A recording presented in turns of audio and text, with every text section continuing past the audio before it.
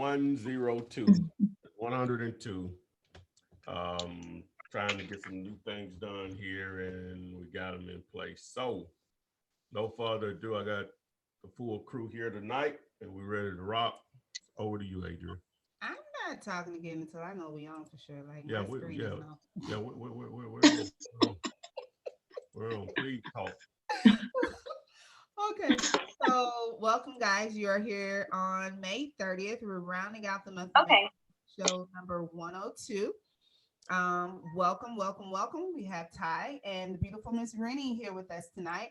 This is where you get to ask your questions in regards to wholesaling real estate, residential and commercial. You ask the questions, I read the questions, and they answer them. That's pretty much how this thing works. You still have a little bit of time to tag a friend and let them know to join us because we are streaming live on Facebook, Instagram, and YouTube. If you have not subscribed to this channel, please do so that you can receive notifications. I'm sorry, that's notifications that we are live. So without further ado, hey, Rennie. Hello. I think we have adopted that name for you. I don't know if you like it or even, if your mama, but yeah, you're I have heard it all. You're officially I have heard it all. Every way possible. I just answered. I know that's. I'm still trying to figure out how that even came about, like my name. I don't know. I honestly think a subscriber named Eric put it in the chat one day, and I've just been saying it ever since. Kind of stuck. That's what. But it's almost like my name being Adrian, and people like throwing the N in there. I get Adrienne, Andrea, Andrea, and I'm like, I don't in my name nowhere. Well, y'all see that invisible letter? Okay, so without that, Miss Renikia, did you have a good weekend, good holiday? I did. I had a great weekend, a great Memorial weekend. Awesome. So normally do this a little towards the end, but I want to do it now. We're running a little behind schedule, but for those that are new and maybe don't know who you are and what services your company can provide, you can go ahead and tell them a little bit about that. Absolutely. Thank you so much. As always, it's a blessing to be a part of the Flippinar. So I'm always thankful for that. However, one of my flagship services is helping individuals understand that it really takes money to make money. So a lot of times we get stagnant because we think we may not have enough money. But I will always say there's no great idea that will go unfunded. There's no great piece of real estate that will go unfunded. So the key is determining or figuring out where is the money. So what we have created is the money source. One of our flagship services is our unsecured funding services to help you offset some of the down payment or some of the expenses that real estate brings. Our unsecured program helps you to get up to $150,000 of unsecured credit so you can have the down payment money or marketing money to go out there and fulfill your real estate dreams. And most importantly, we have a ton of hard money options for your fix and flippers, are individuals who are looking to buy and hold and build a rental portfolio. If you want to get more information or you want to apply for any of the funding sources that we have, go to findmynextdeal.com. All right. Here's my email address as well as social media handles on there as well. All right, guys, there you have it. Fundmynextdeal.com. It's there on your screen. Very accessible she is. And guys, if you want to step your game up a little bit, go to the next level, I would most definitely recommend Ms. Williams and her services.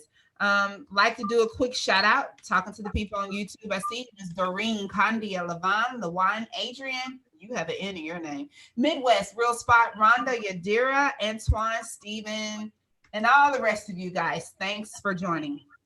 Just going ahead. I have a question from Yadira Richardson. She says, I have a warehouse under contract at 17,000 square feet, 0.95 acres on a condemned list. Seller wants 60,000 and is worth 1 million. Really no follow-up question behind that. I guess maybe she's wanting to know, would you consider that a deal? What do you want to do with it? What are your strategy? How are you going to use it? How are you going to get the cash flow? Are you going to flip it out? Are you going to hold it? Okay, so Ms. Yadira, that would be follow-up information. What is the end game for this particular property? And how much money would it take you to get to your end game? The rehab costs, the renovation costs. Okay, let's see here. Adrian Gillis wants to know, how many Bandit signs should I be putting out per week? That's a really great question. And I'm gonna start and I'm gonna let Ty finish it. However, that's a really good question. I think first and foremost, you can only do what you can do. So if one is all you can do, put your one sign out every weekend, go pick it up on Sunday night, put it back out on Friday, whatever fits you. Like I said, you can only do what you can do. So it depends on how many you can afford. So determine how many you can afford, divide it by 4, and that's how many goes out every week. I think the most important part to Bandit size is consistency. You know, it's just consistency. It's pointing out every week, regardless you get a call or not. And eventually you will get a call, or you may determine that, hey, I'm not getting a lot of hits here. Maybe I need to move my Bandit sign in a better location, a better area, so it can get a lot more views, so I can get calls. So it really you determine that. I think a good number starting off 50 to 100, and that's on the high side. You know, you can do 10 to 25, 1 to 5. You know, do what you can do, and when you do make money, invest back into your business and double it up. Right. Tommy has a different answer, but yeah, all of the above, for sure. The question was, how many should she put out per week? Yes. Yeah. It is. I'm always going to side on doing something versus nothing, right? Right. And I understand people's budgets, you know, will only allow, or resources will only allow them to do so much. So, but on the flip side of that is we're only talking a few $100s. You know, you can pick up a second gig or whatever your situation is for your marketing, for your business, especially if you're going to deal with Bandit signs, because you're not talking about a lot of money. I don't care who we are. That's just not a lot of money. We know we can get out there and work and get $200-300 or whatever. If it takes a month to do it, there's just a lot of opportunity out there to get part-time jobs. And I know people say I don't have the time, so we ain't gonna go into my time rant. But anyway, so start there. So assuming that to answer the question is 50 would be ideal, a minimum. If you can do 100 a week and you can get the majority of those to stay up, when I say the majority, about 75% of those, assuming that you're doing a good job of putting them out as far as your placement, and a majority are staying up, and assuming you have a sign that makes sense, it's clear and concise and can be read. I know people like to be different and they'll go with light blue and pink and green and all these colors. I've done it all, wasted a lot of money. Yellow and black works well. My preference is red on white or blue on white or a combination of red or blue on white background. It just pops, but you can only say provide a small amount of information on a particular Bandit sign because you don't have that much space to work with. You have to always keep in mind people are reading your message from that small surface from a distance. So hopefully that answers her question. And people out there, if you listen to this, if you can hear Adrian really well, please let us know. We tried to correct some of our audio issues, and please give us some feedback on that, if you will. So basically, if you can hear the sound of my voice and the words coming out of my mouth, let us know. Okay. Adrian was actually a guy that time. See, that's what I'm talking about. We actually assumed that all the Adrians, Andreas, and Adrian all the ones with the N girls, but yeah, he's a guy. Sorry about that.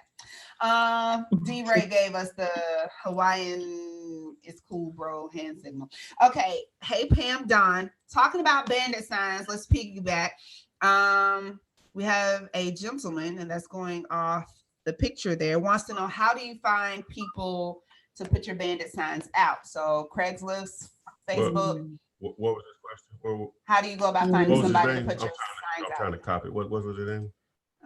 You creating a job. Do you have nieces, nephews? You have someone in your neighborhood? You know, however, Go ahead, Adrian. I'm sorry. I think that's probably a Googleable service. You know, here in Atlanta, I know one company that put out Bandit signs. You know, are there more?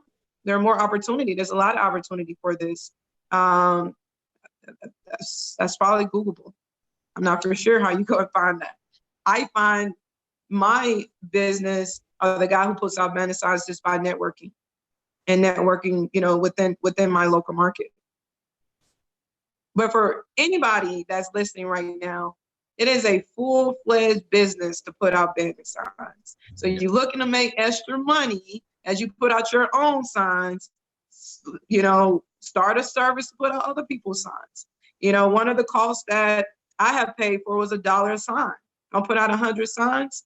That's $100 to the sign guy. If I need for him to go pick it back up, it may be $150 to $2 a sign. If you're on a tight budget, it may be an expense that, you know, you may have to handle before you begin to hire people. However, it is out there. But you better be specific, because I'm putting up your signs. I'm putting up your signs behind my signs. You just said put it up. You say I. And I would tell you, I didn't have a good experience with this whole hire someone to put up signs. I personally did. You know, you don't know if they're putting out these signs or not. And that's one of the things that I saw when I hired someone, that I didn't get a lot of calls. So I just started doing it myself. Have them, and if you do ask them, have them, which they can lie still. I had my guy take a picture of every sign and where it was, which is a lot. But. That's a lot. To piggyback off of that is, now I pay someone to do it, but I actually drive them around. And I do that for a couple of reasons. Number one, that keeps me in areas that I normally may not be in for whatever reason or whatever. So it gives me time to think, you know what I'm saying, see stuff or whatever on top of that. It's somewhat still humbling because I could just pay somebody to do it. I think I could train someone well enough to do it or whatever. Then it makes me get my butt up on Saturdays and Sunday mornings. You know, so and he makes me get up a lot of times. I'm like, damn, nigga. I'm sorry. Accountability. Accountability part. I'm like, he called it. Oh my God. So, right. and so, but he keeps me on it. You know what I'm saying? So right. Today we put our signs tomorrow. With today is Thursday. So we put them out Fridays. I've been starting to do that a little bit. And then I got a wrapped vehicle, so that gives me an opportunity to ride around with that, get a little advertising with that also. So it's a combination of things, but I'm not answering the question. Let me answer the question. Assuming that I wasn't actually going to be out there, you know, driving someone around, and I'm going to suggest that you do that, especially if you don't want to physically be the one getting out. You hire somebody. Now you can get it done. Then you drive someone around and just say, hey, put it right there. So you can tell them exactly how you want it, and it won't take long to train them or whatever. So, but assuming if you can't even do that, or you don't even want to do that, okay, we're just going to assume you don't even want to do that now. What you ideally can do is just create a spreadsheet. Just create street 1, street 2. Cross street 1, cross street 2. Cross street 3, and then 4. And then what you can do is, because every time they're putting out a sign, it should be off a freeway exit or in an intersection, you know, where somebody's had to stop at a red light, a traffic light, or a stop sign, or maybe a yield sign, depending on where it is, because sometimes all yield signs are not built equally. Some yield signs, people jam up just like they're at a stop sign. But some, it's just a continuous flow, so you really are going to be wasting your money if they don't ever stop. or whatever. So, and you can create that form. So now you know exactly where your signs are, where they supposed to be if they put them down, if they put them on that list.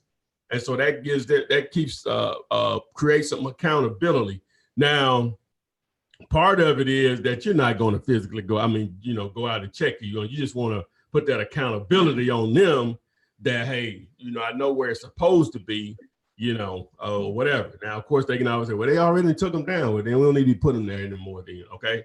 So, but that's one way to do it. Or when, like I said, you could take pictures or whatever, like street signs, ought to put it in the picture or whatever. So, but, it's going to cost. That's an expense. But for most marketing methods, when you're dealing with real estate, normally they're just a drop in the bucket on what you can get, the return that you can get on them.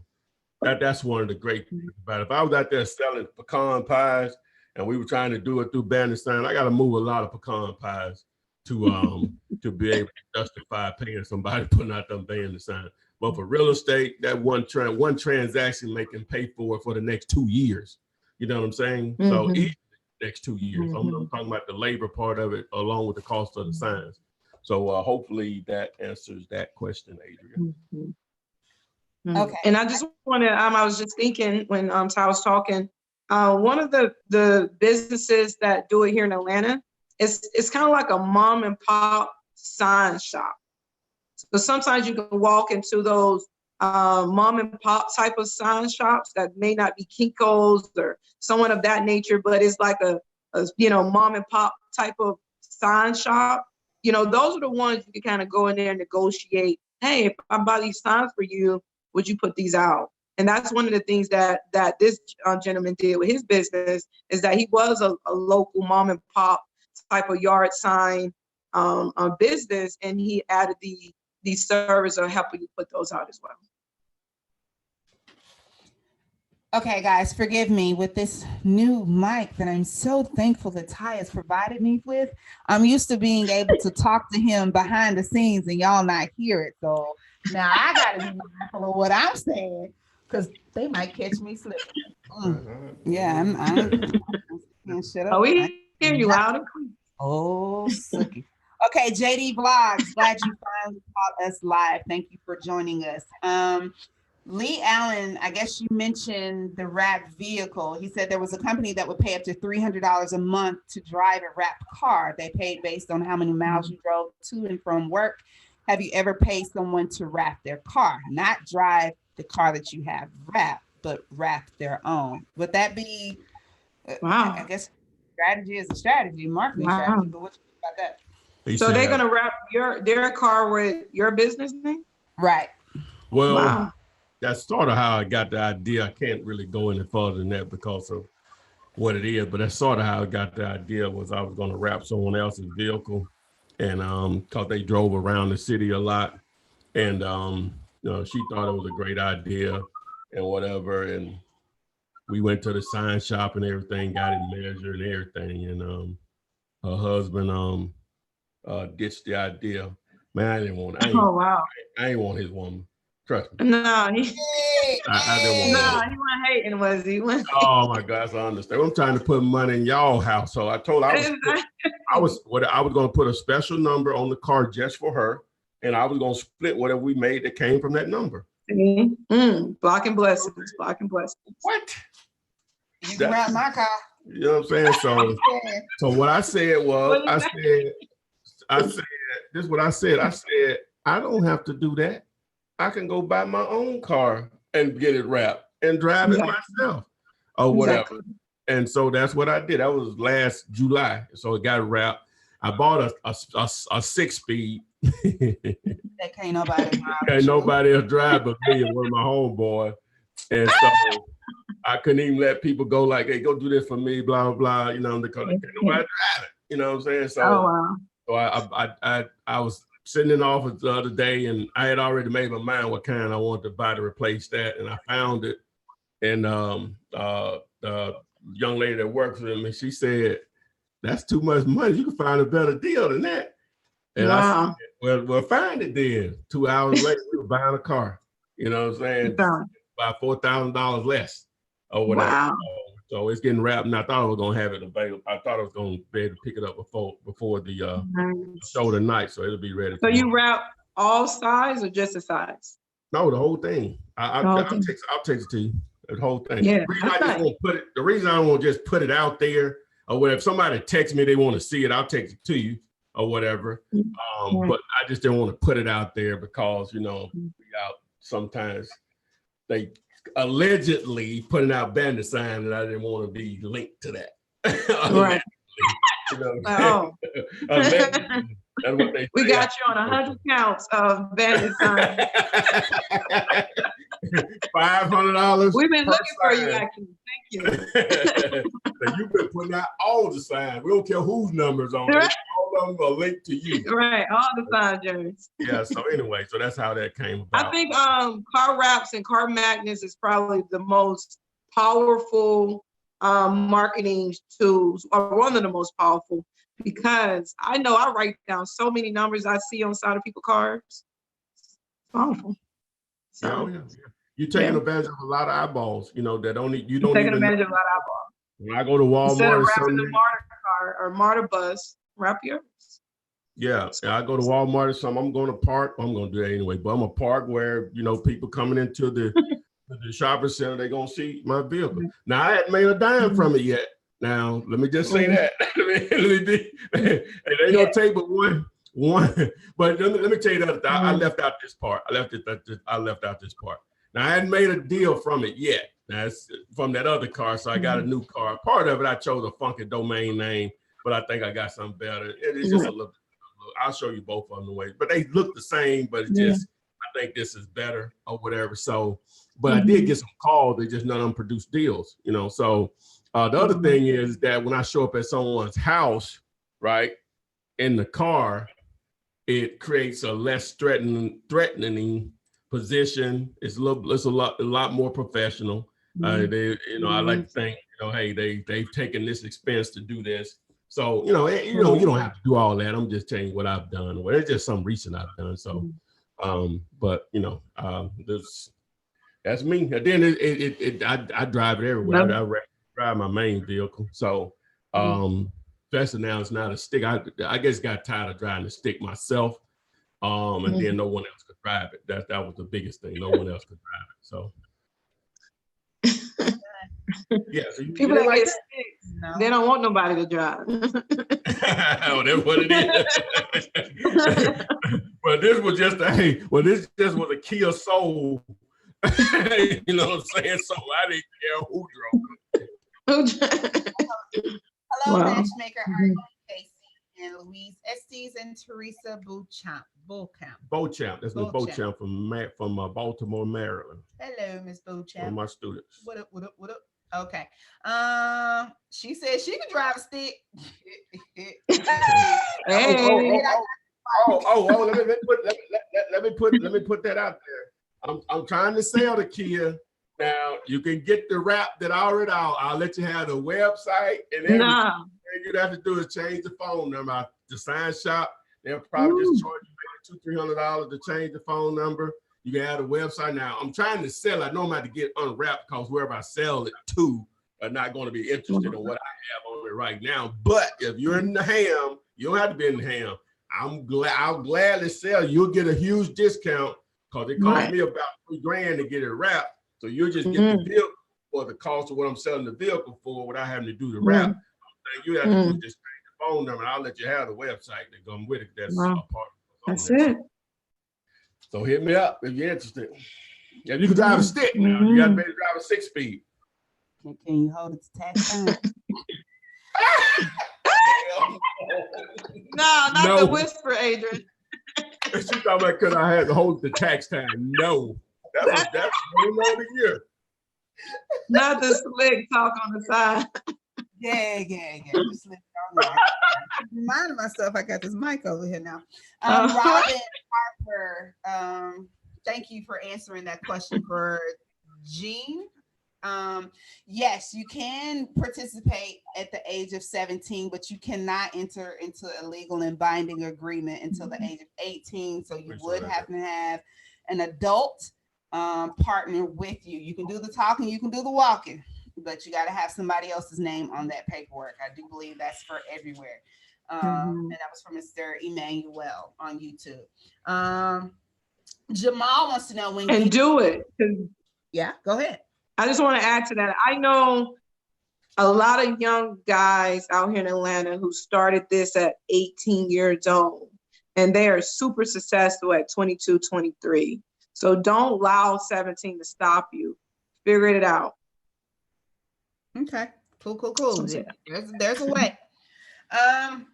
Going to Jamal's question, when getting a wholesaling a lease option under contract, does the seller continue to pay the mortgage until you find a tenant? Depends on the situation. Sometimes they may be behind their payment, so they can't afford. That's probably why you're getting the deal that you're getting, because they're not paying them, making the payments anymore. So it just depends on the situation. Okay, there you have it. Someone wants to know, this is B Reynolds, what's a good website or app to use to send seller a contract? I know we talk about DocuSign. Just regular Word or a PDF in a email, or it doesn't. Keep it simple. That's not really with the seller, but what do you say? Question. Yeah, absolutely. Keep it simple. Send them a PDF document and allow them to figure out how to sign. Now, if you want to make it easy for them, you want to do something like DocuSign, and and that could be just a small investment within your business where you want to make it easy. You don't want them to have to go to the Kinko's or go figure out how to print it out, sign it, scan it in. That could be extra. So if you want to make it easy, do something like DocuSign, but a simple PDF document to their email and allow them to figure it out, sign it, and get it back over to you just as fine. And that's I can't believe I missed that question, because that's a great segue into being able to share the contract that you can fill out right at dealyoulater.com. That's right. Just go to dealyoulater.com. You see it here, and you can fill out my one-page contract here online for free. You see it's all just input information. You're down here. Once you do all of that, you generate it, download it, and now you can upload to DocuSign or HelloSign, one of those services. You have the seller's email address, and boom. If you don't know how to use those services, guess what? YouTube is your friend. There are going to be tons of videos on how to use DocuSign or any of those e-signature services. But the first thing that makes it simple is that you have a PDF document that you can simply upload, that you don't have to scan in, and the quality of the scan and all that stuff. You have a document that you've already uploaded, so you can sign it through DocuSign or one of those services, and then the seller can sign it. You can do the same thing with your cash buyer, depending on if they're okay with using this agreement.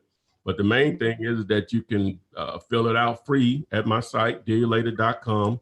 And by the way, again, I had to start a new Instagram account. Thanks for everybody that's followed me in the last week or so. You can follow me at Flipman IG. I've been trying to do a little different with the content, just basically taking questions from YouTube and just answering them, in a minute or whatever. So hopefully, the videos, the little posts or whatever I've been doing are helpful. So did they give you a reason? Oh, what happened was, and anybody out there that has a relationship with Facebook or Instagram, holler at me. But basically what happened was a guy, one of my friends that helps me with a lot of my social media, he lives in Memphis. I live in Birmingham. So he would, put some of the posts up there. And so those are two different locations, two IP addresses. Oh. So they send me an email, and they'll do this, say suspicious activity. And I ignored the email. I've gotten them before, you know what I'm saying? I know what's going on. So then they send me another email saying that they had deactivated the account, and I need to send over a picture of me holding this code that they had provided. I missed that one. I didn't ignore it. I missed it. And so then the next level was now I had to send over like a business license and all this stuff. And so when I did that, and then I saw the one with the code, so I sent all of that over. And next message I got was, hey, you violated our terms and conditions. and boom, you're out. 20,000 Wow. followers, which ain't a lot but it's a lot for me. You know what I'm saying? Yeah. And so that's what happened. Interesting. Just was out just like that, and so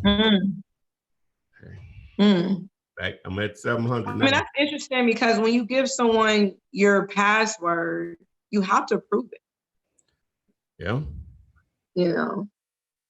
So anyway, so there it is, man. And I know a lot of that is just who looked at the file that day, my account that day, might have had a bad night with their spouse or something, like, screw him. You out. You violate the term. I'm like, wait a minute now. And it's probably easy to violate their terms and conditions in reality or whatever. But all these people out there doing all this crazy stuff on Instagram. Right. And I think I'm trying to help people, and they take my stuff down. I'm sure I could just do a search on any term, and it probably violate. I ain't hating. I'm just saying it just wow. That's true. Wow. I hope that we're gonna pray that you get that back. I think it's gonna come back.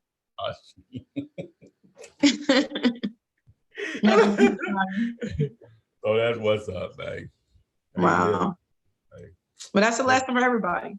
Yes, it is. Next question from Carlton Darville. He says, I'm about to put a home under contract. It is a probate case. The seller doesn't have money for the probate attorney. My question is, should I pay for the attorney fees or should the end buyer pay the fees? Whoever. I mean, you can tell the end buyer. If the end buyer really wants it, they will pay for it. They will pay for it. They really want it. However, you don't really want to start paying for fees before you know if it's a sale on the backside of this thing.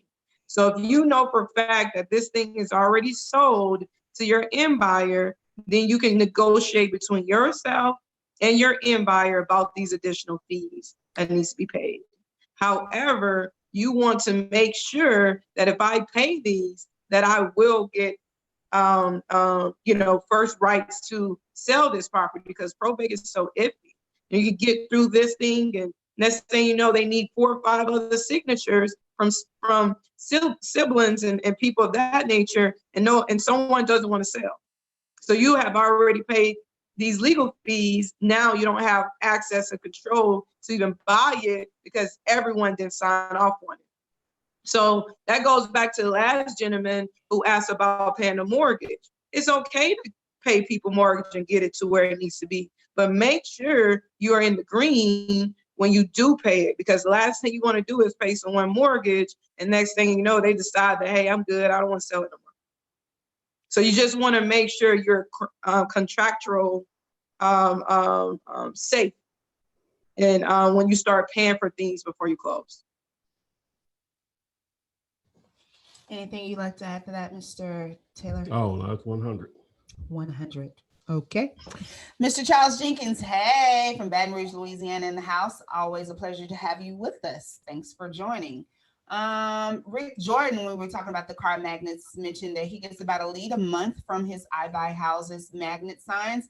He hasn't gotten any deals from them after a couple of years, but several buyers and bird dogs. So, hey, it's working. It's catching somebody's attention.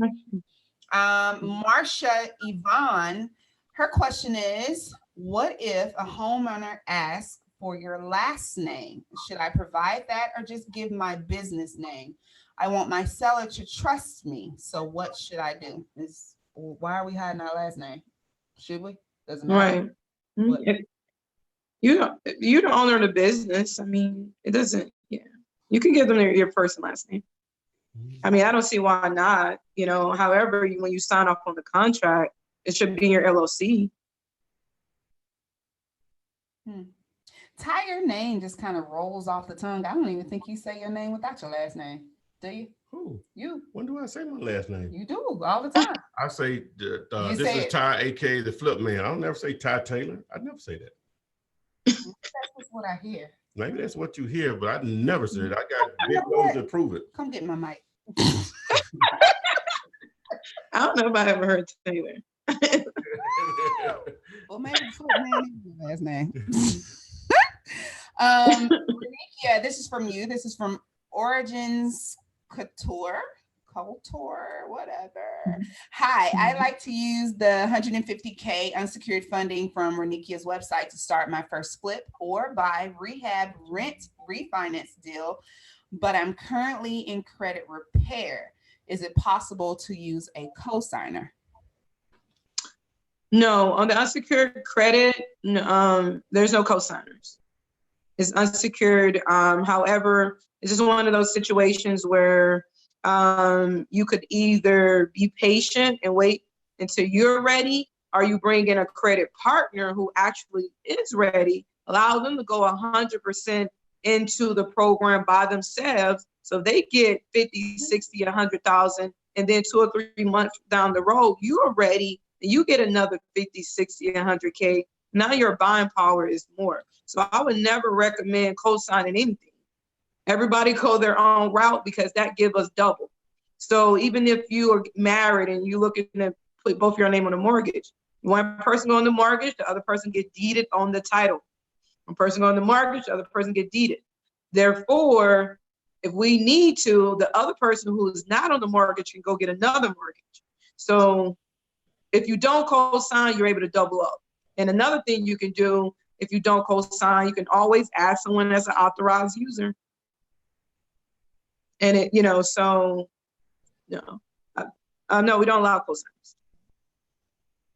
Okay. Hopefully that answers your question. So if you are in credit repair, continue fixing that. Get up to the 680 that's required. I think someone asked what was the required credit score. That is 680, correct? Yes, 680 across all 3 boroughs. Okay. Charmin 369. Hey, everybody. They say, hey, just wanted to know, how would you go about wholesaling a property that has a mortgage on it? Is it the same process or is there a different approach to take? And this is a question from Huntsville, Alabama. Where is it?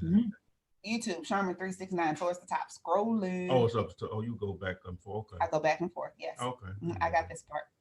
No, I'm trying to. Oh, gotcha. Well, to answer your question, if the mortgage is less than the wholesale price, you're good. The mortgage will get paid off at closing. Now, if you're trying to wholesale something and the wholesale price is more than what they owe, you won't be able to wholesale that. That's going to be more of a foreclosure if they're upside down. Now, you can't wholesale it, but they will have to go through the pre-foreclosure or short sale process to do that, because at the closing table, that full mortgage, not partial mortgage, that full mortgage must be paid off at the closing table. So if the mortgage is less than the wholesale price, you're good. If it's more, it needs to be restructured more so like a short sale. Or it could be a subject to type of deal as well. Okay, thank you for that. Angeline Bradwell, this question is from Facebook. She wants to know, do you follow up with sellers once you give an offer and sellers did not accept it? If yes, how often are you following up with them? So I think you and Ty, Renikia, say all the time, this business is based off lead generation and follow-up. So When do you circle back? My motto will always be the money is in the follow-up. A lot of times you meet people, no money has been exchanged when you meet. But if you follow up with them a week later, a month later, there's that sale. The money is always in the follow-up. So follow up until they tell you to stop calling them. And then when they say that, hey, is it okay I call you back in 4 months? However, if someone denies, maybe you can ask them why. If it's still available, if they deny you because they accepted another property, you can follow up, or you can ask them to, hey, if anything go wrong, if the property failed, is it okay that I can be your backup offer? If they accept another offer, all you can do is be a backup offer. If they just said no and the property is still available, follow up until they tell you to stop following up. I wouldn't call them every week and say, are you ready? You ready? I'll call them and say, hey, if it's okay, can I call you in about 30 to 60 days and see if you're ready now or ready then? And they'll tell you, sure. Or no, I don't think I really want to sell this year. Okay, well, if that's the case, I'll put it in my calendar, follow up 6 months, follow up in a year. You never know. All right. Our lifestyle, and this is specific for Georgia, wants to know, do you have to have a title company in Georgia for closing, or do you have to use an attorney, or can you use both? Again, this is for Georgia. Both. You can do a title company or an attorney. All right, so you got options there, our lifestyle. Vincent Gallimore, thank you, Ty. He says he will be ordering your books tonight. That's wonderful. Guys, if you are not familiar and this is your first time joining us, there are over 350 plus videos that are available to you on YouTube. Educate yourselves, join us on Thursdays, sign up, subscribe, or join the Instagram group. Someone asked what's the new Instagram tag. It is Flipman IG. I didn't even say that. You did not, but I got you. See, that's why I got my mic here. Flipman IG, follow him there. He posts videos at least every other day, sometimes more than once a day. Just giving you the information that you need to. Don't. That's not guaranteed. That ain't guaranteed. That I'm gonna post. On the promise, don't deliver. Well, you're spoiling them. You're doing like every other day. Every time I look down, I'm like, what's this? There his face is. There ain't no problem. So just make sure you do this to educate yourself. So Vincent, thank you again. This was for you, stating that you were going to order the books. And I missed last week's flip. I did. So I didn't get the opportunity to personally thank everyone that joined us on the Saturday of the 18th. In Atlanta. So thank you if I didn't get to say hello personally, even though there was a young lady that said, who is that? Like, you're not gonna forget that. I hope she hears it. You didn't hear that? It was a lady taking a picture with Renikia, and I ran up behind and I said, no, she's taking a picture with you. And I ran up behind her, and she said, do you know who that is? I was like, well, let me go sit in my corner. But now I got a mic. I'm important. I got a mic. Absolutely. There's no way she cannot be a faithful Flippinar if she don't know who Adrian is. She ain't faithful, but that's okay. And I will try my best to convince Ty to possibly do it maybe every 3-4 months, maybe at a different location. He said he would consider it. I think Texas is a good spot, he said. Ooh. Yeah. Cleveland. That sounds like a bill. Chicago. Okay. No, I'm trying to get a trip out of this guy. He's trying to get a trip. Okay. The question here. Buster Edwards says, can the earnest money come from the buyer or must it come from me? So I guess they're speaking of the earnest money that's going to the seller. Yeah. If you structure your contracts right, you should never have to pay earnest money. If you structure it right.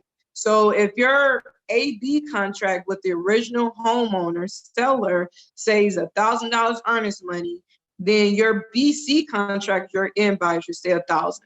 Now, your end buyer gets you down to 500. That means that you got to pay that additional 500 to that seller. So if you match your earnest money on the AB contract, which is you and the seller, with the same earnest money between you and the end buyer, you should never have to pay any earnest money, and it can be a true no money down deal. All right. Hopefully that helped you. I do have a question here, and again, I think it's a weekly question, and I know Miss Renikia has a list. So if you're not bookmarking this YouTube video, you're not going to come back. I want you to get your pen and paper out.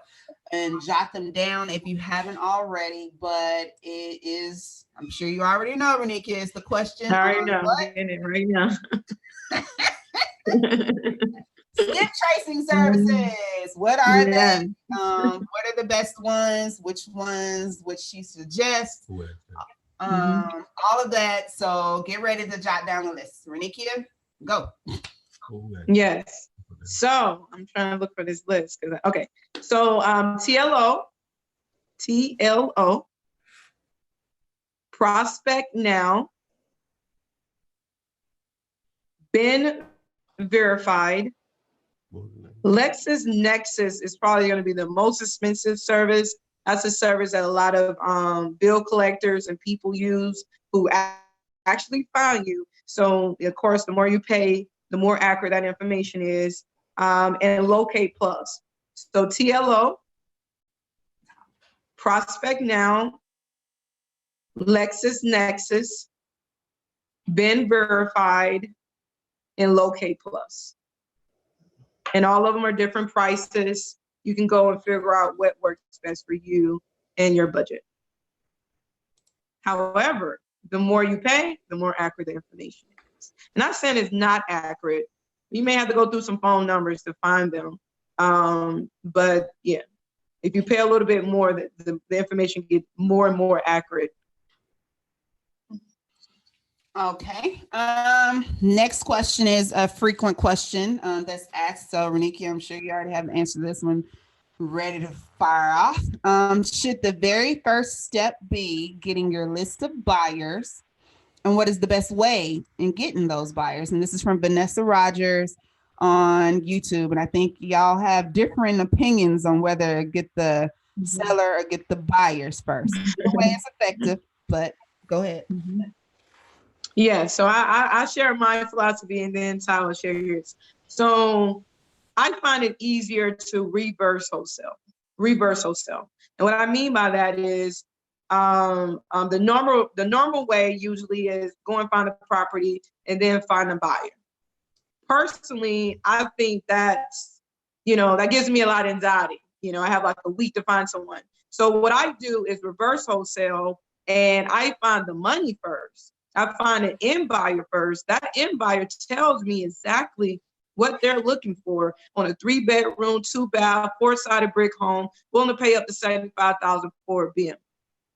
So I found the money. So my job is go find a house. And if I find a 3-bedroom, 2-bath, 4-sided brick in his price range, he should be ready to go if he's a real buyer. So that's my philosophy, is that I truly find the money first. And then, because in my opinion, houses are easy to find in the right market. It depends on what market you're in. Here in Atlanta, they are readily available. So I find the end buyer first and then look for the property. But Ty has a different philosophy. Well, as Adrian said, both work. There's no question about that. The way I was taught and the way I was teach it is literally one deal can create a really good, one great deal, which all your deals should be great. Some are going to be greater than others, can create a buyer's list. If you have a really good deal, you put it out there, Facebook Marketplace, Craigslist, real groups or whatever, maybe even some Bandit signs out there on the street. You may have 25 people call you. You're going to sell to one person. The other 24, not saying all of those are going to be dead on cash buys, but maybe 3 of them out of that, but we'll just say 24.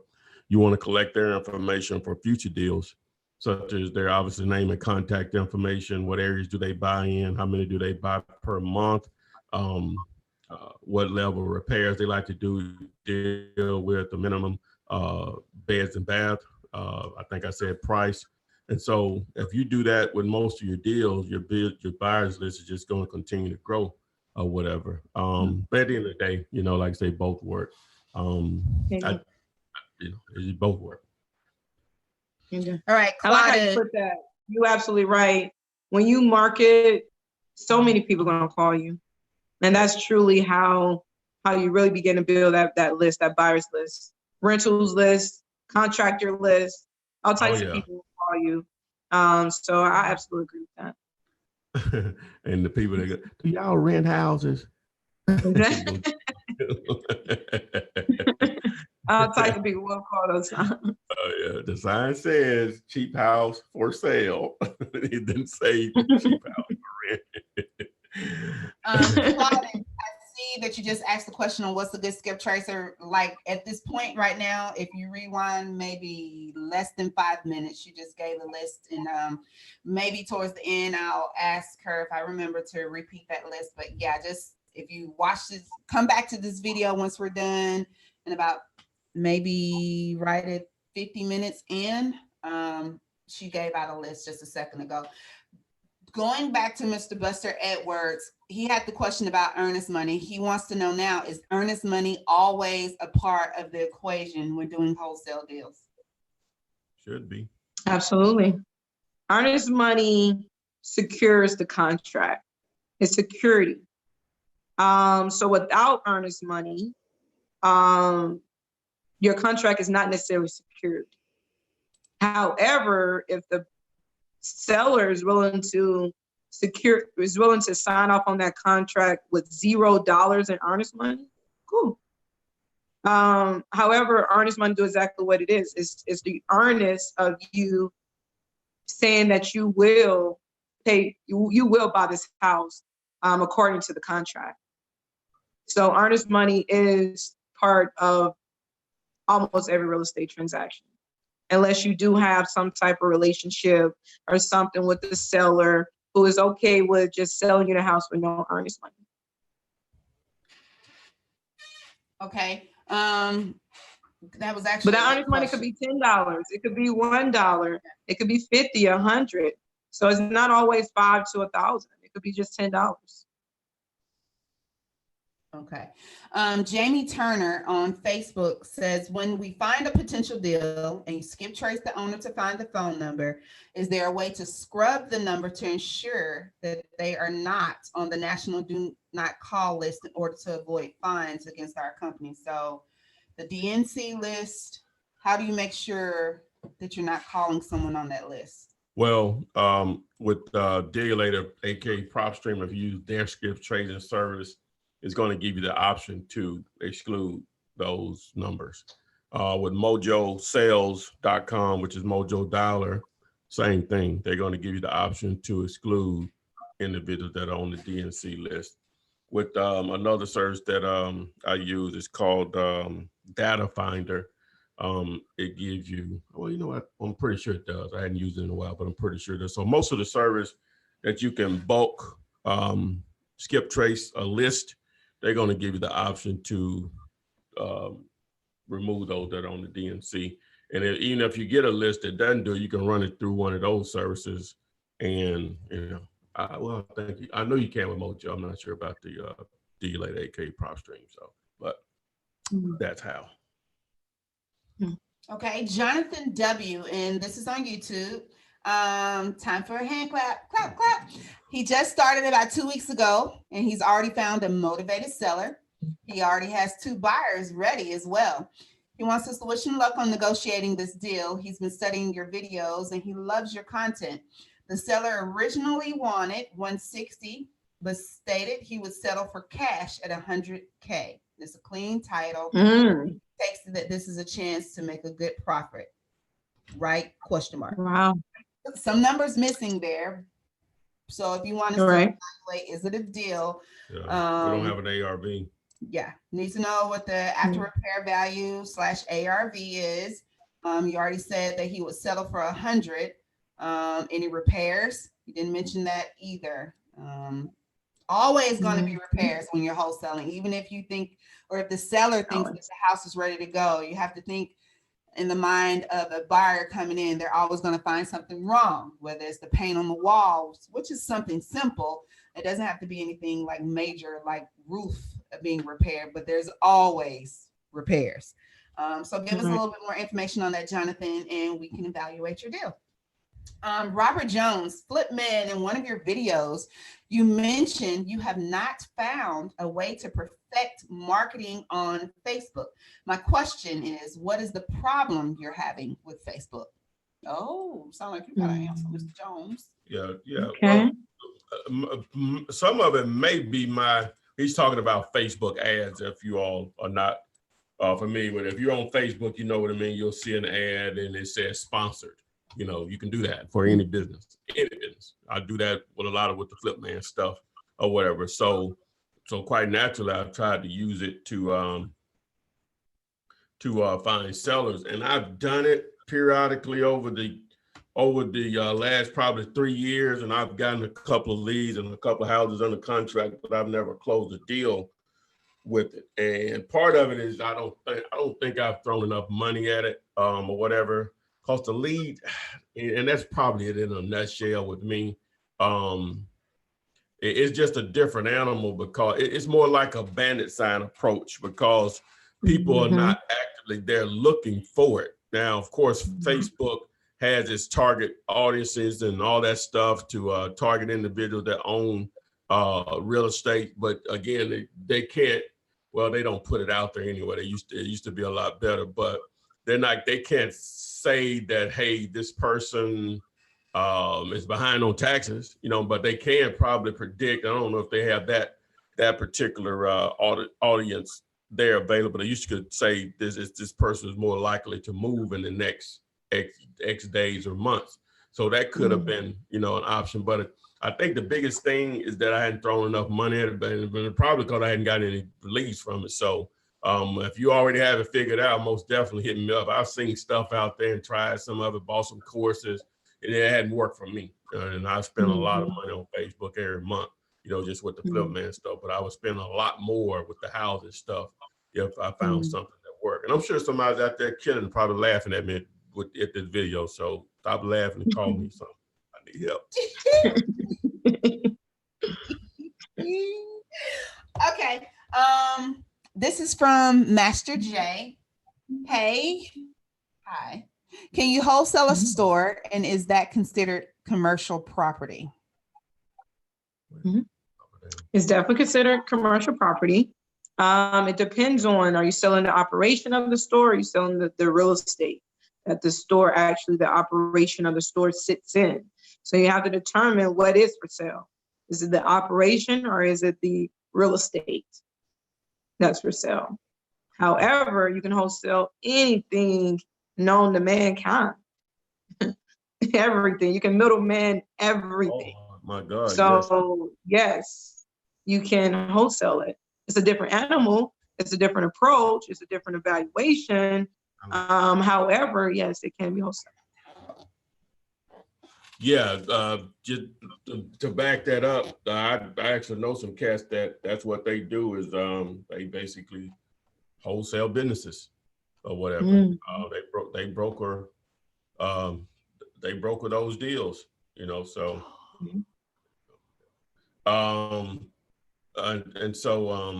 so yeah, to answer the question, but as Radhika said, are they selling the business and the real estate, or just the business without the real estate, or they're selling the real estate without the business? All that has to be factored in. If they're selling the business, even with or without the real estate, it's going to break down to sales and profit.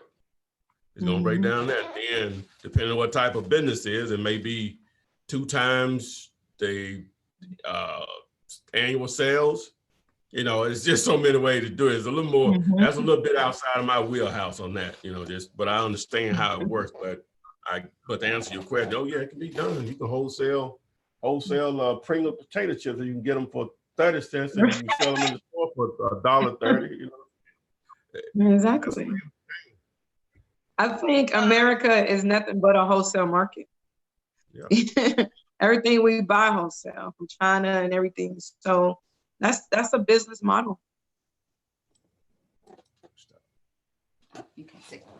Okay. Speaking of wholesaling, Yadira wants to know if it's a good idea to wholesale a warehouse in her name. She says she's just nervous. So we went from talking about a store to wholesaling a warehouse.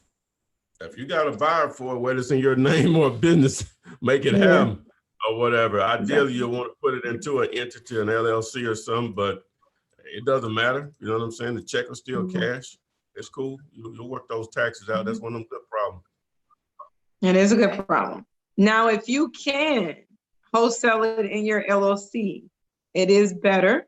So you can write off taxes and liabilities. If you do it in your name, you can't write off anything. Okay. So either both works. One of them, you pay a little bit more taxes. And the other one, you offset your taxes.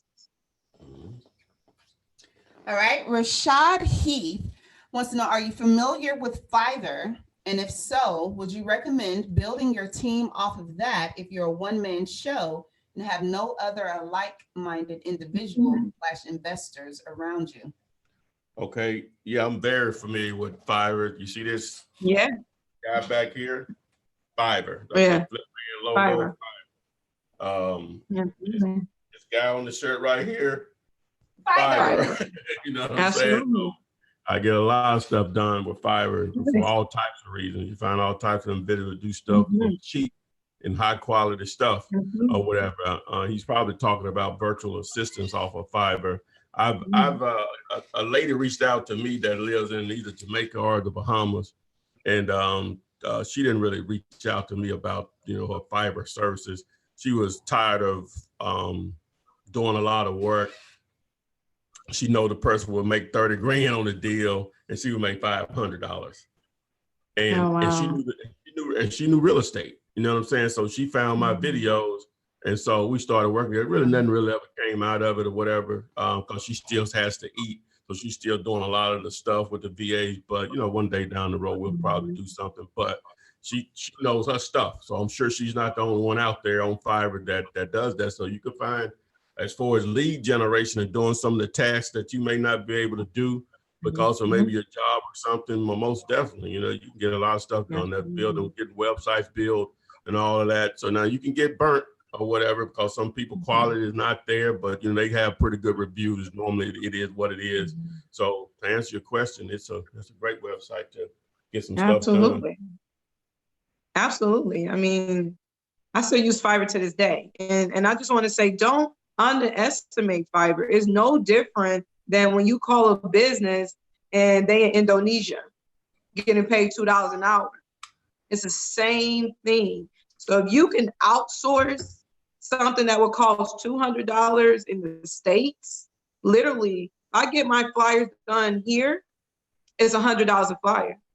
I have someone in Fiverr that do 5 for $20. Yeah. With some direction, you have to find that right person. There's a lot of stuff on Fiverr. Once you find those right people who actually do quality work for the low, use them. Definitely use them. So yeah, absolutely. I love Fiverr. Yeah, as a matter of fact, the thumbnail that you'll see on this, well, all the recent thumbnails, the last probably 100 or so, that you see on this particular show here, that was done by Fiverr. I hit him up. I told him, do I need thumbnails for show 101, 102, 103, 104, 105? Right. Yeah, I love the FIBERR. How did you know somebody just asked? Yeah, I just figured they would create anything on Fiverr. And intelligence. It's like the number 5, FIBE, and just put 2 R's on it. Exactly. Yeah, see me and this mic. I hear everything. Okay. And it's an app too, so you actually can stay in contact with your the app is straight. Yes, you can stay in contact with whoever you're working with at all times. Just keep in mind, as mentioned, I'm not going to say all, but I will say maybe 85% is going to be your probably your time zones are going to be different. So yeah, now you might spend some late nights. Yeah, you're going to be up. And I love it because they keep me running around the clock. They up 2 o'clock in the morning, and I'm up with them. Like, what we doing today with my marketing? So yeah, your phone dinging, and you like, man, it's 3 o'clock, but it's 8 o'clock there. So you like, and they ready to work. Yes. I've never heard of that one, F Mills. He said 99 designs. Oh no. I've seen that, but I've never went to the site or anything. Fiverr just Upwork is another. Upwork used to be. What was it? Odesk. Odesk is what it used to be. Upwork is a little bit more expensive. They're sort of different. Upwork tends to be a little bit more techy or whatever. Still the same premise of outsourcing. Yeah, You're it still working gets and allowing stuff pretty people to cheap, bid but on it. Upwork is more bidding. Fiverr is just more. Yeah, you know what? You're right. straightforward. That's the difference. You know, Oh, put a job out there and people are bid they on bid it. on your job. Yeah, you Yeah. may say my project is $50. You know, you still gonna get people say, "Oh, I'll do it for 500 or whatever." You know, and then you're gonna you put 50 out there. That's it for 40 or whatever. So. And on Fiverr, you'll have somebody say they'll do it for $2. Okay. Exactly. Jonathan, I see that you said it was $15,000 in repairs, but you still did not tell us the ARV. So one more number that we need to see if your deal is in fact a deal. So make sure you shoot that information to me so I can read that. Elliot Brooks. And then also make sure the repairs reflect the home that you are basing your ARV off. Because the seller can say, hey, just $15,000, but in order to get this $300,000 price tag, I need granite countertops, I need new floors, new paint, you know, new cabinets and things of that nature. So make sure what you are trying to flip this property at, your rehab reflects a similar rehab of that property. Yeah, as you said about a month ago, what is it going to cost to make that house look like that house? Exactly. You know, trying to compare a recently done renovation or top end of the areas for the comp. So Elliot Brooks' question, and this is from YouTube, was probably what a newbie would ask, and it's great. It's a really good question because we say it just in conversation, but don't really explain. He wants to know, what is a double closing? Guys, don't be afraid to ask these questions. This is what the purpose of this Flippinar is. Ask the questions, unless you're going to use Google, because Google is your friend. But we're here to answer for you right off the top. What's a double closing? I think that's a good question. So I would say this. There's two ways to close these wholesale transactions. You're either going to create it with an assignment fee. If you create it with an assignment fee, is one closing. You have a line on the HUD that say ABC LLC assignment fee $10,000, and you don't pay any closing costs. You don't pay anything. You just get paid at the closing table. Everybody, the buyer and the seller, sees your fee on the HUD. The second way is the double closing, where you close your seller and you close in one closing, a separate closing, and then you go and close your end buyer in a separate closing.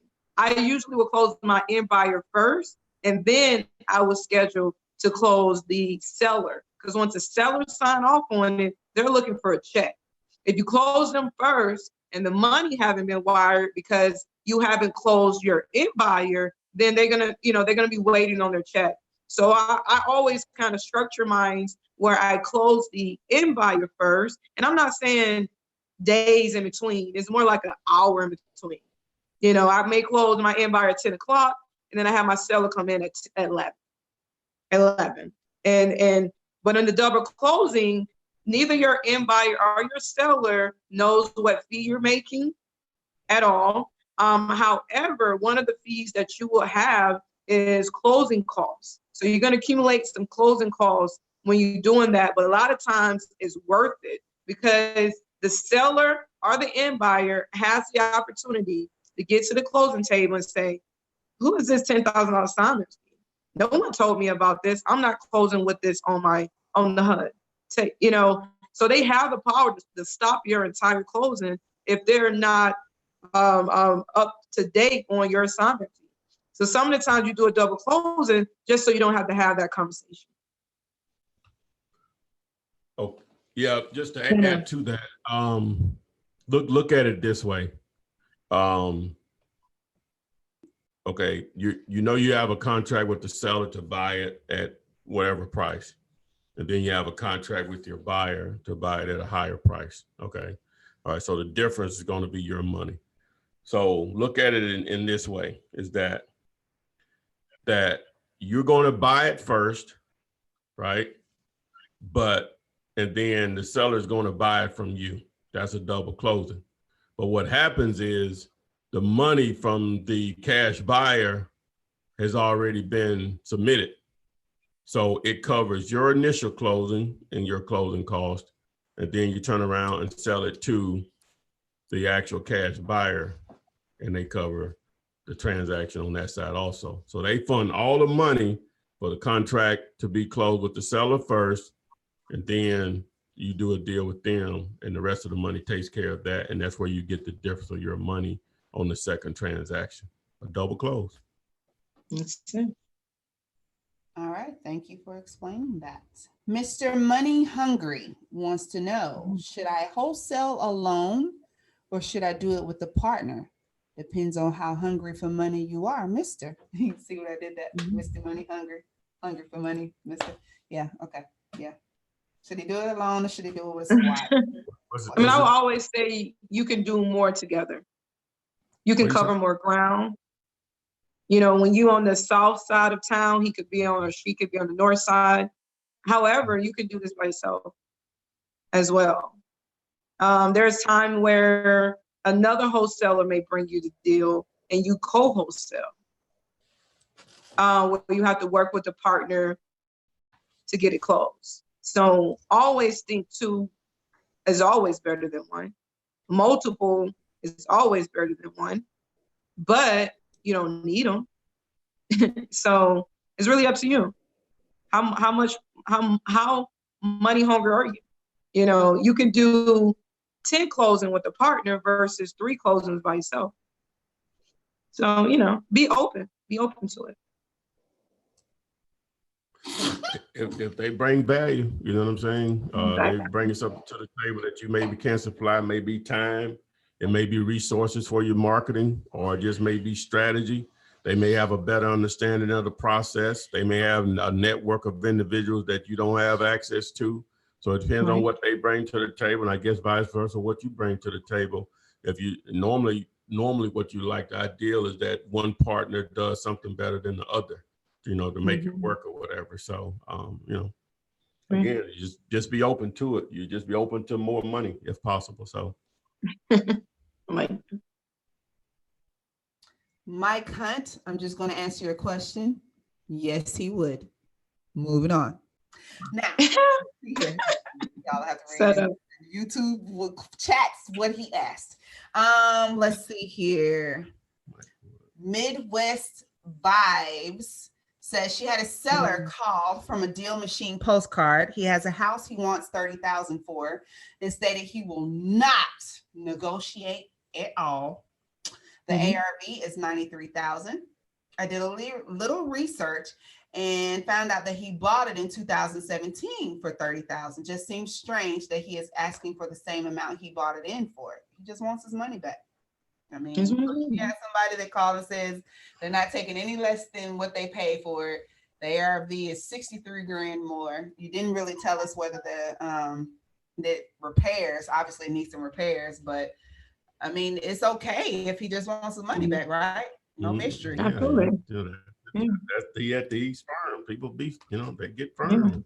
It's at the end of the day, motivated or not, most people have a bottom line number, whatever it is. So. Okay. Is it a good deal? She asked. Don't know. Well, what is the repairs? Yeah, we don't know that. That's the part she left out. So we would need to know that to determine. Okay, guys. So when asking, is it a deal? And I know Renikia tells you it's a numbers thing. The numbers have to make sense. The numbers do have to make sense, but the numbers that you need to know are going to be, help me out, Ty. What are they? What? Renikia, just come on. Numbers, purchase price, rehab costs, and the ARV. The most 3 important numbers to help you calculate, is it a deal? And Ty, don't you have this on the website? Yeah, I'll pull it up right now once I get off this gambling site. Oh gosh.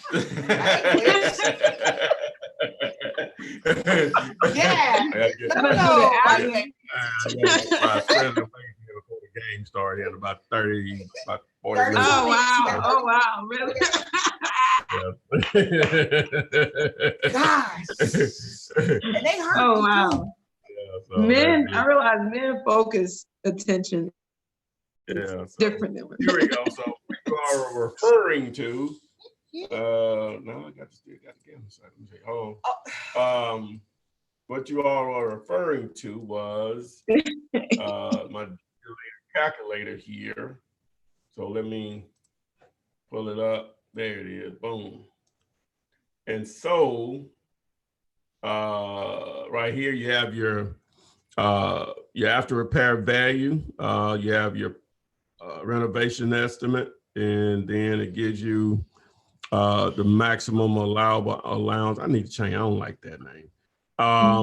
It's 140,000, which is what the the cash buyer, in buyer, if you want to term it. That's the number they probably really need to be at. Then you can build in what you want to make on the deal. So that gives you an idea. And this blue here, really where you need to be at or less. In most cases, I'm going to go significantly less for negotiating purposes. So, but you can access this calculator over at diggerlater.com.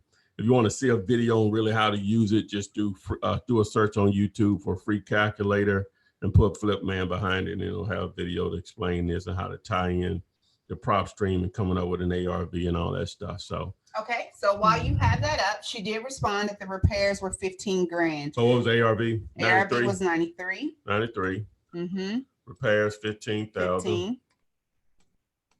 All right, so we're at 50,000. Yeah, say you want to make 10,000, so you're at 40 or whatever, and he wants 30. Yes. Yeah, you dive on that one. Yeah. It's a deal. Yeah. It's a deal. You actually got 20,000 in there. Yeah. Oh yeah, you got about 20 grand in there. Oh yeah. Yeah. Mm-hmm. Yeah.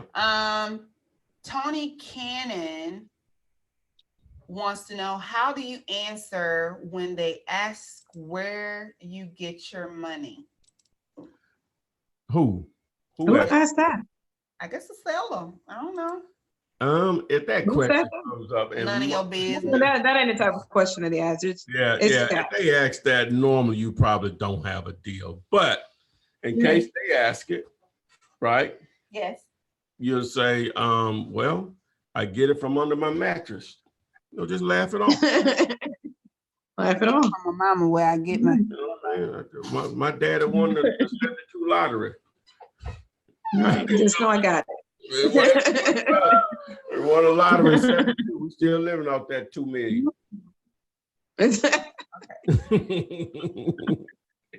Absolutely. But that question, I never heard. Dumb A question. You give them a dumb A answer. Unless they ask for proof of funds, which is a different way of asking where your money is. Yeah, that's a different way of asking. Now they're asking it the way they should ask it. But in most cases, not all of them, motivated sellers just don't ask those questions. You probably don't have a deal based on the numbers. It just normally don't work like that, guys. Legitimate question, but normally you don't have a deal. It just don't work that way. It just doesn't. Right. It is what it is. Right. Now, if a real estate agent is involved, it'd be rare if they don't ask for proof of funds. All right. Exactly. YouTube. Look at YouTube. Mm-hmm. All right. Midwest Vibe says she's calling that owner right now. Way to go. Oh, you ready? You got that? She's seen that 20,000 right there. She got. Go get your. Okay. We have one of the studio audience guests. Miss Nice. Kaylin Lavender. Blowing up the YouTube. Blowing up YouTube. Talk about, hello, give me a shout out or let me get in the video, please. Okay, right across the room. And she hogging up the chat, bro. Can't nobody else get a question in. And then second of all, I'm tell you, I'm that type of mama. We are not on the first name basis. Don't even type my first name. You put. I'm always mama. Man, come on the screen so they can see the video. He said, not even say don't type. Come on, so you die. Come on, on him. Need to be in summer school somewhere. Yeah. I'm trying to learn this real estate. That's it. Say hey. Say hello to everyone. Hello. Go sit down.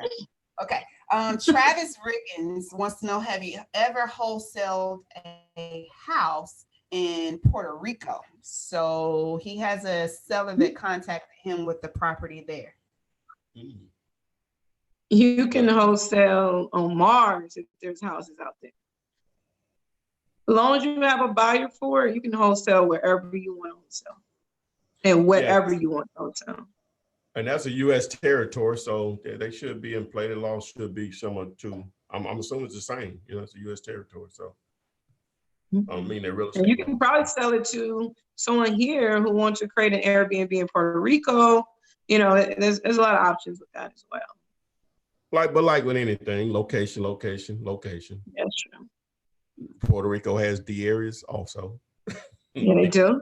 Deers and dog. Not every house is on the beach. Right. I see this question and it's asked in many different forms, so I'm combining all of them all together. It's in regards to LLCs. Someone wants to know, should I wait until my wholesaling business is at least making 100,000 before forming an LLC? Nope. Should I form my LLC before I do my first deal? Can I form my LLC after I do my first deal? Should I do it within the first 30 days?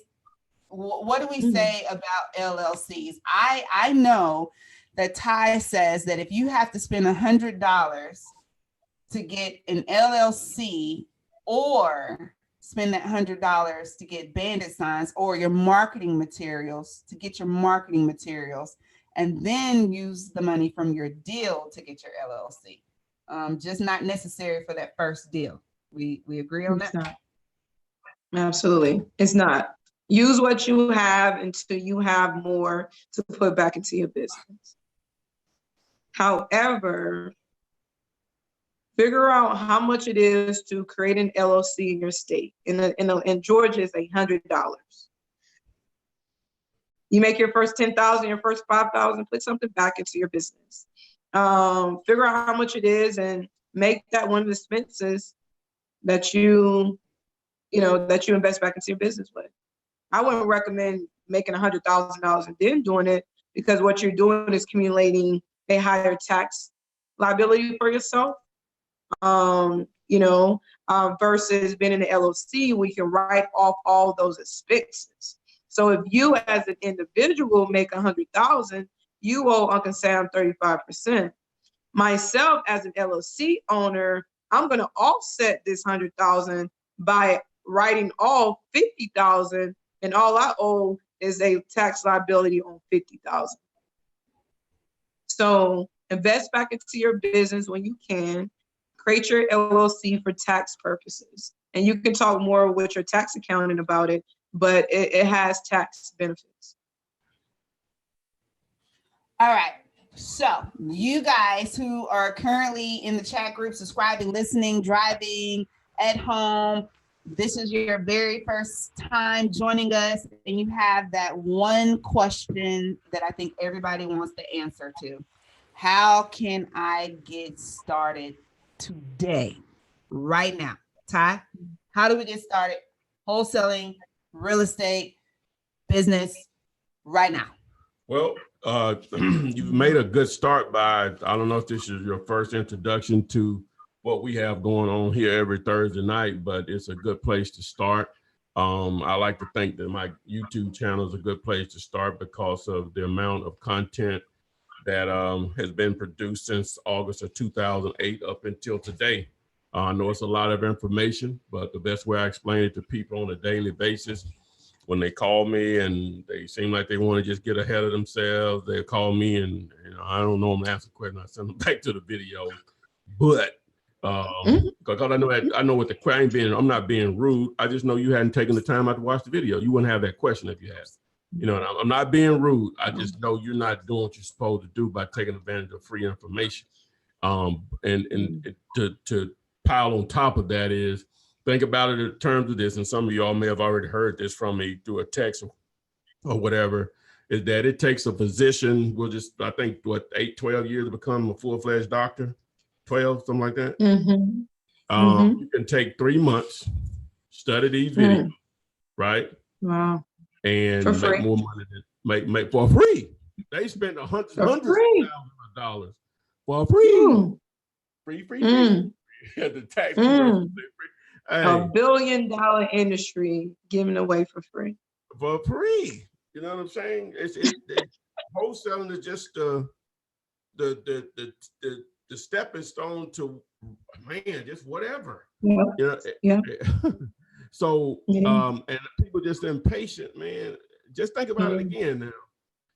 Someone's going to school for 12 years to become a physician. And most people represent that they may have a little money, right? A little money, you know, definitely 6 figures, right? And you make more than money than you could dwarf what they make, right? And you've gained this education for free. So it starts with educating yourself, right? Yeah. Now, you can have all the education in the world, but if you don't put it into action, it's worthless. That free education is what it is free, because you ain't did nothing with it. And understand that this business boils down to generating leads. Even though your title is a wholesaler / real estate investor, in reality, you are a marketing agency.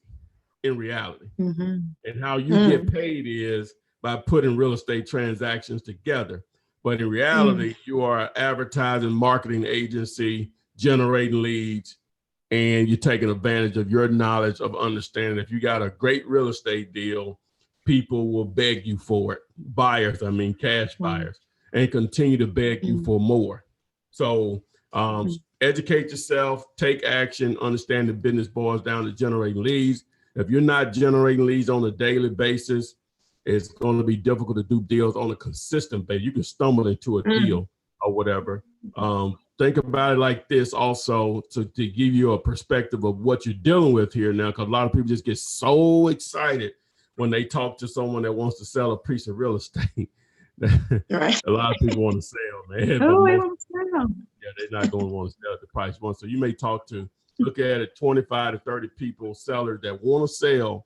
That's normally the ratio for most. Some people do a little better than that, but 25 to 30 before you get a deal. So, so out of 100 people, 97 of those basically have said no, right? 97 of those says that's a lot of rejections.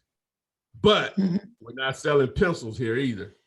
So, you know, one deal may be for a lot of people, it's going to be life-changing. This is money that we're talking about. It just changed. $5,000 changes a lot of people's situation immediately. Not forever, but it just changes their immediate situation drastically. When we start talking about $15,000, $20,000 on the first deal, it really changed their situation. So you walking into your job different at that point. Like you said, what? You wish somebody would say something when you don't pay me enough to do that. Say, what? I'm out. I can buy everything up in it. Right. I wish they would tell me something. Oh boy. You automatically get a different swag. Flippinar IG is the new Instagram channel. Make sure you join it. Also join the Wholesaling Real Estate with the Flipman Facebook group, where you can learn how to wholesale real estate with no cash or credit, aka flipping houses and commercial real estate. Join YouTube, subscribe to the channel where 300 plus video tutorials are there to help you on the day-to-day. Always use that dealulator.com. That's dealulator.com to access that free contract that you can fill out online and then send to your motivated sellers and possible buyers. And let's not forget, if you need to reach Miss Renikia Williams, she is available across all social media platforms. And you can visit fundmynextdeal.com to reach out to her as well. We will be here next Thursday, 6 p.m. Central Time, 7 p.m. Eastern Time. That is June 6th. Be sure to join us, and please bring a friend, subscribe, like, sign up for the alerts so we can tell you when we're coming back on and when any other videos are available to you.